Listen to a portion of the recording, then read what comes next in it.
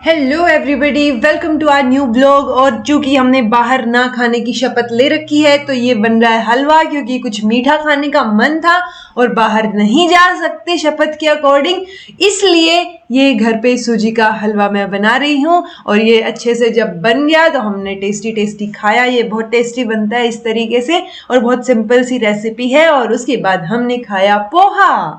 ये हमारे पति जी ने हमारे बिना ही पोहा पे नींबू डाल के खाना शुरू कर दिया। खाना शुरू नहीं किया रविंद्र ने डाला है क्योंकि तुम भूल गई थी डालना। तो बस अभी हम ये पोहा खा रहे हैं क्योंकि हमें बाहर का नहीं खाना है। हम बहुत स्ट्रिक्टली रवीना जी ज्यादा एडजस्ट कर रहे हैं, मैं तो ऐसा कुछ नहीं है, घर के खाने मतलब एडजस्ट करना चाहिए, बहुत ज्यादा बाहर का नहीं खाना चाहिए। वाह दीदी नहीं है ना, इतनी अच्छी लाइंस कहाँ हाँ, क्योंकि आज ट्यूसडे तो हो ही गया ना, तो थर्सडे को हम मंडी से और चीज लेंगे। You very चालाक ब्रो। अच्छी हेल्दी वाली, मतलब सब्जी। 10 ग्रेड बढ़िया है ना। हाँ, और आपको पता है अभी थोड़ी देर पहले क्या हुआ? क्या हुआ? मैं दिखाती हूँ। देखो, अमित ने एक बुक पढ़ के मुझे कितना पकाया, वो देखो। जोर जोर से बोल के लोगों को स्कीमें बता दे। तो यहाँ पर मैं एक बुक पढ़ रहा था, the psychology of money. The psychology of money, right. मैंने सोचा द है या ना है, द साइकोलॉजी ऑफ मनी।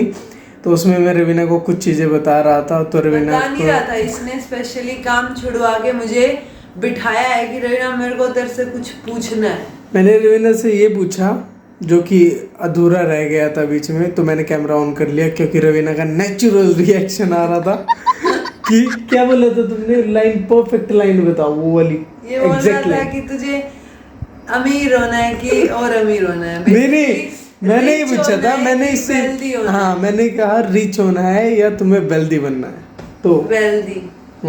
तो रवीना ने क्या बोला? ये बोला वेल्दी का मतलब क्या आता है? मैंने कहा नहीं यार, इसने बोला देखिए यार, मैं सिंपल वर्ड्स में बता, तो मैंने रवीना से पूछा तुम्हें रिच बनना है या तुम्हें वेल्दी बनना है। तो रवीना का एकदम से मुझे वेल्दी बनना है। मैंने कहा वेल्थ होती क्या है? तो रवीना, वेल्दी वो लोग होते हैं या वेल्थ वो होती है कि जिसमें आपके पुरखे भी बैठ के खाए। बात तो सही है। ये रवीना ने आंसर दिया। और मैंने बोला रवीना को कि रवीना वेल्थ तो दिखती ही नहीं है, क्योंकि इस बुक में लिख रखा वेल्थ दिखती नहीं है। तो रवीना ने कहा था कि अमित मैं तेरे बहुत मारूंगी। झूठ बोलो, बार बार झूठ बोलो। मैंने कहा था मुझे नहीं देखनी। तो मैं इसका जो है रिच का और रिच होने का या वेल्दी होने में क्या डिफरेंस है वो मैं हाथ में कैमरा हो उस दिन सिर्फ टाइम आगे बढ़ेगा, बातें नहीं बढ़ती आगे। सही पकड़े हैं। बातें बढ़ती हैं, तभी मैं पूछ रहा था। तो रिच और वेल्दी होने में क्या फ़र्क है ये मैं आप लोगों को बताता हूँ और रवीना जी को भी बताता हूँ, जो कि मुझे इस बुक से पता चला, इससे पहले मुझे नहीं पता था।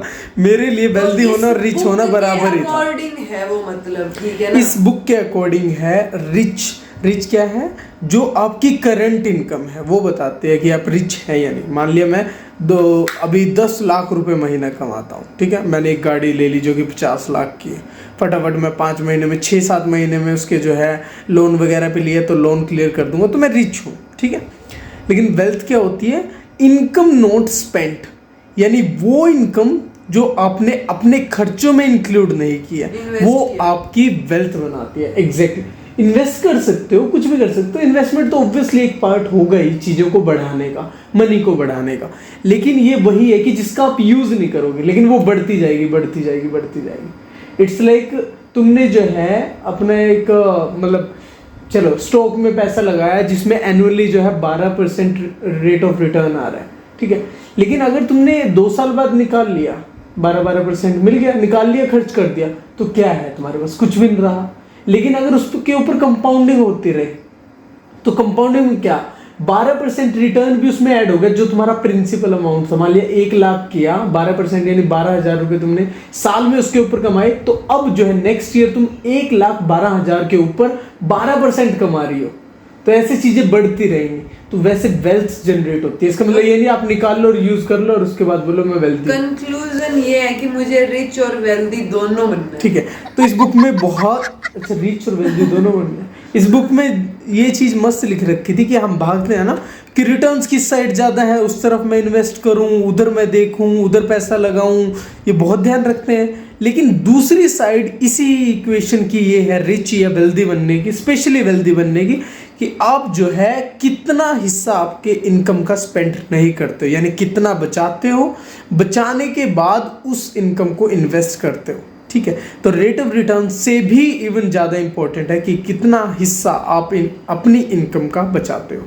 तो अमीर, अब मैं बोलूँ कि एक बंदा जो महीने में 50,000 कमा रहा है, एक कमा रहा है 1 लाख, कौन सा अमीर हुआ? आप बोलोगे 1 लाख वाला अमीर हुआ, लेकिन अभी आपने पूरा नहीं समझा। अगर जो 1 लाख कमा रहा है उसके खर्चे ही 90,000 के हैं, या 1,10,000, 10,000 बाहर से लेके वो अपने खर्चे चला रहा है, तो वो रिच कैसे हो सकता है? और एक बंदा जो 50,000 रुपये कमा रहा है, उसके जो महीने का खर्चा है वो 20 से 30,000 है, तो जो बचा हुआ 20,000 है, मान लिया 30,000 खर्च कर रहा है, तो 20,000 है, उससे वो इन्वेस्ट कर सकता है ना।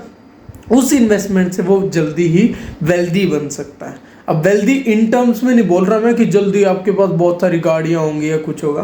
बेसिकली आप जो है उस पैसे को इन्वेस्ट करते रहे, उस पर कंपाउंडिंग होती रही। और मतलब मैंने ठीक बताया था ना, जो आपने तो खर्च नहीं किया, आपके पुरखे ही बैठ के खाएंगे, उनके लिए हुई ना वो वेल्थ। तो ना वो भी रिच होंगे ना फिर उस टाइम पे, वो जब निकाल के खाएंगे। पर वो अपना तो नहीं निकाल के खा रहे ना, वो अपना बचा रहे, आपका निकाल के खा रहे। तो रवीना ने ये लाइन पकड़ी है, रवीना को ये सीख मिलती है, जो भी मैंने जो है इस बुक से पढ़ा, मैंने इसको बताया। लेकिन मैंने शायद मैं कहना कुछ और चाहता था। अरे कहना क्या चाहते हो? इसने 50% तो लिया, बट 50% नहीं। तुम्हें खुद पता है 100% तुम क्या कहना चाहते हो? कहने का मतलब मेरा ये है, कई बार ये ज्यादा इंपॉर्टेंट होता है कि आप अपनी इनकम का कितने % बचाते हो as compared to rate of returns. कितना इन्वेस्ट किया, कहाँ से ज्यादा रेट ऑफ रिटर्न्स आएगा। कोई बोलते हैं एफडी नहीं करानी चाहिए, म्यूचुअल फंड स्टॉक में लगा दो, एफडी में तो 4% 5% ही मिलता है, बुजुर्गों को ज़्यादा से ज़्यादा 6% मिल जाता है, लेकिन 12% स्टॉक में जो है 15% 20% 25% मिलता है, वहाँ लगाओ, एकदम से पैसा डूब जाए वो भी रिस्क है। सारे फैक्टर रहते हैं, लेकिन बात तो ये है ना कि कितना पैसा बचाया है। ज़्यादा पैसा बचाओगे तभी तो इन्वेस्टमेंट, अगर 12% मिल रहा है, 12% किसी को स्टॉक में मिल रहा है, आपको 8% मिल रहा है, 8% पे कॉन्टिन्यूटी पे अच्छा खासा सेविंग का अमाउंट लगाते रहो, तब भी आपके पास ज़्यादा पैसे होंगे। ये मेरा कहने का मतलब है। लीजिए, कैसा लगा आपको? कुछ समझ आया? एंड में ये बीम लगा देगी, कहना क्या चाहते हो? लेकिन ये मैं नहीं कह रहा, मैंने अभी भी इस बुक से पढ़ा है, तो मेरा भी एक ज्ञान चक्षु खुला है कि हाँ यार ऐसा भी हो सकता है। रिच और वेल्दी में क्या डिफरेंस है? अगर आपको समझ आया हो तो कमेंट करके बताइएगा कि समझ आ गया है, नहीं आया हो तो फिर से पूछिएगा, ये फिर समझाएगा। सारे वेल्दी पर्सन रिच होते हैं, लेकिन सारे रिच पर्सन वेल्दी हो ऐसा जरूरी नहीं है। अरे बाबा, आपको किसी की गाड़ी दिख गई 30 लाख की गाड़ियाँ, ओ आपने एकदम से जजमेंट बना ली इसके लिए कि ये तो अमीर है, चाहे उसकी सैलरी कितनी भी हो। लेकिन डिपेंड करता है ना उसका बैकग्राउंड क्या है, इस पे डिपेंड करता है कि वो वेल्दी है या नहीं। तो सारे रिच लोग जो है, अमीर लोग वेल्दी नहीं होते। वेल्दी को हिंदी में क्या कहेंगे? अमीर ही कहेंगे। चलो जो भी है, मतलब सारे रिच लोग वेल्दी नहीं होते, बट सारे वेल्दी लोग रिच होते हैं। ये बात, ये कंक्लूजन निकलता है। ये कंक्लूजन इसी के साथ ये वीडियो यही समाप्त होती है। क्यों? Thank you so much for watching. Be happy. अरे क्यों? Keep smiling. रीना। कल मिलते हैं। नहीं, क्यों? खत्म। Bye bye, tata, goodbye, गया।